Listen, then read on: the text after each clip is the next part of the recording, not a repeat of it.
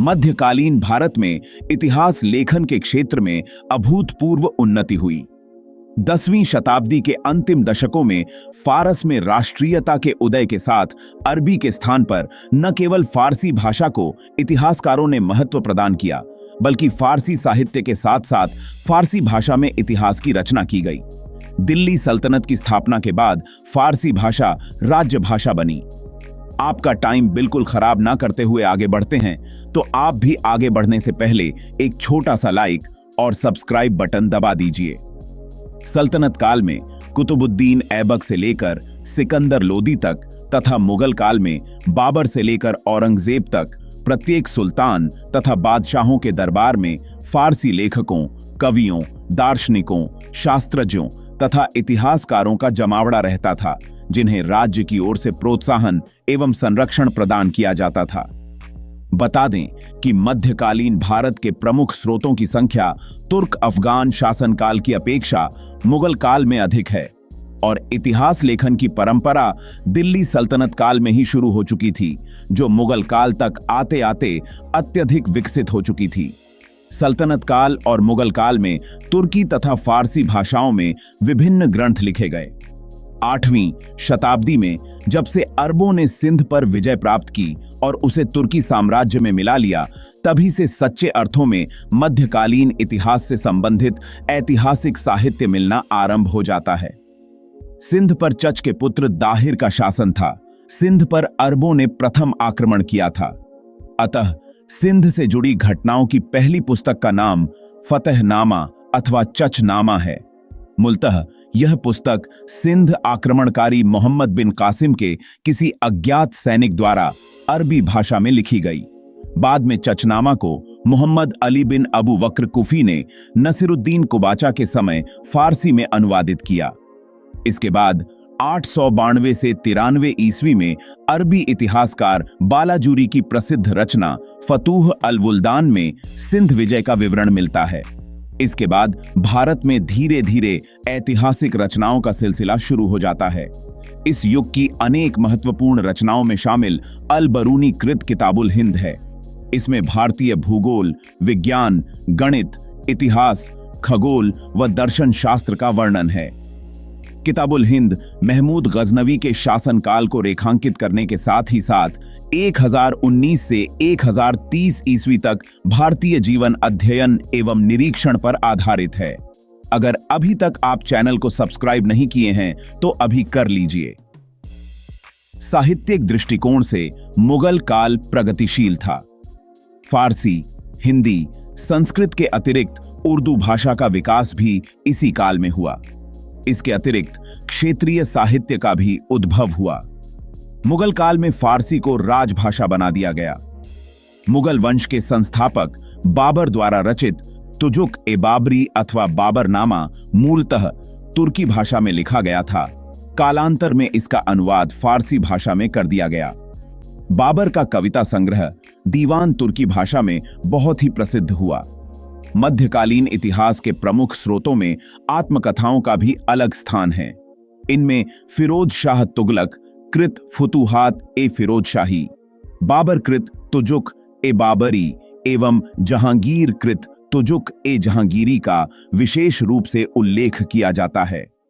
मध्यकालीन महत्वपूर्ण ऐतिहासिक पुस्तकों में गुलबदन बेगम का हुमायूंनामा, अबुल फजल कृत अकबरनामा, अब्बास खां शेरवानी कृत तारीख-ए-शेरशाही, मोतमिद खां कृत इकबालनामा ए जहांगीरी तथा अब्दुल हमीद लाहौरी कृत पादशाहनामा एवं औरंगजेब कालीन पुस्तक मोहम्मद काजिम कृत आलमगीरनामा प्रमुख दरबारी साहित्य हैं।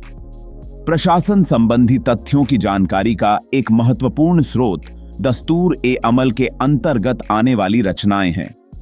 इन सब में सबसे महत्वपूर्ण ग्रंथ है अबुल फजल कृत आइन-ए-अकबरी, जिसमें अकबर के प्रशासन संबंधी जानकारी मिलती है। इस ग्रंथ में राजकीय आवास, टकसाल, सेना के गठन, मनसबदारों की श्रेणियां, फौजदार, कोतवाल इत्यादि के लिए निर्धारित योग्यताएं एवं उनके कार्य, राजस्व संबंधी सुधार आदि का उल्लेख किया गया है। प्रशासनिक विषयों पर इंशा श्रेणी के अंतर्गत आने वाले प्रशासकीय पत्रों से भी जानकारी प्राप्त होती है। मध्यकालीन भारतीय इतिहास लेखन में विदेशी यात्रा वृत्तांत भी अपना अलग महत्व रखते हैं। गैर सरकारी होने के कारण इन यात्रियों के विवरण विश्वसनीय और प्रामाणिक हैं। विदेशी यात्रा वृत्तांत के अंतर्गत यूरोपीय यात्रियों और व्यापारियों के यात्रा विवरण एवं व्यापारिक कंपनियों के दस्तावेज भी महत्वपूर्ण स्थान रखते हैं।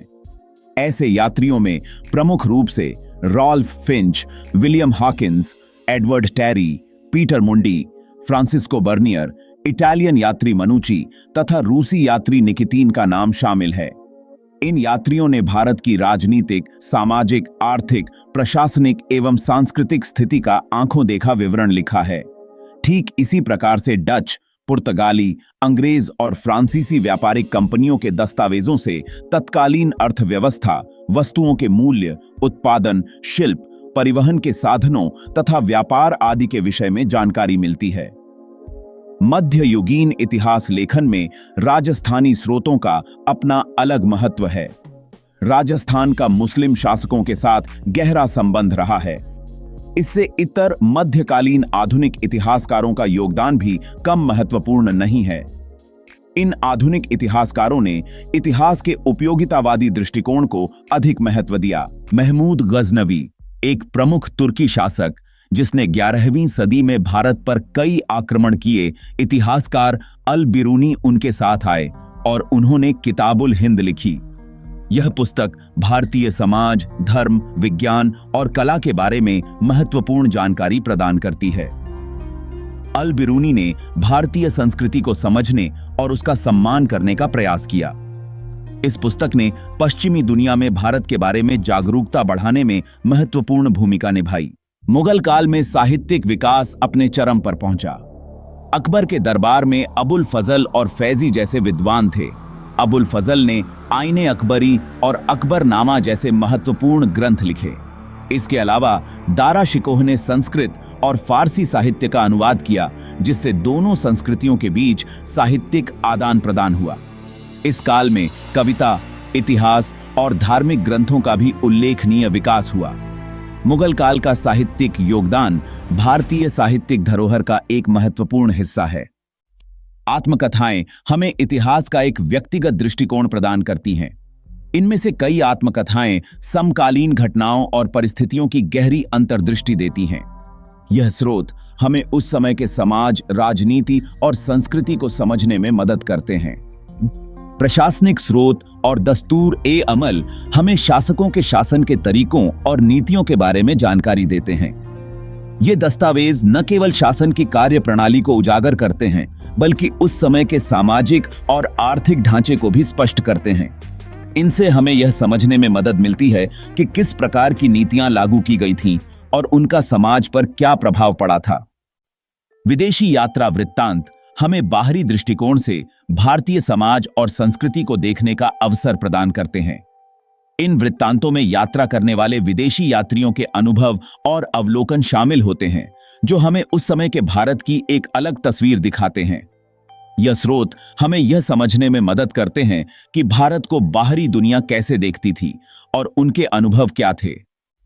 राजस्थानी स्रोत और आधुनिक इतिहासकार हमें राजस्थान के इतिहास की एक विस्तृत और गहन समझ प्रदान करते हैं। ये स्रोत हमें राजस्थान की विशिष्ट परंपराओं, घटनाओं और शासकों के बारे में बताते हैं। आधुनिक इतिहासकार इन स्रोतों का विश्लेषण करके हमें एक समग्र दृष्टिकोण प्रदान करते हैं, जिससे हम राजस्थान के ऐतिहासिक विकास को बेहतर ढंग से समझ सकते हैं। अगर ये वीडियो आपको अच्छी लगी है तो चैनल को लाइक, सब्सक्राइब और शेयर जरूर कर दीजिए। आपका एक सब्सक्राइब हमारे लिए बहुत मायने रखता है। धन्यवाद।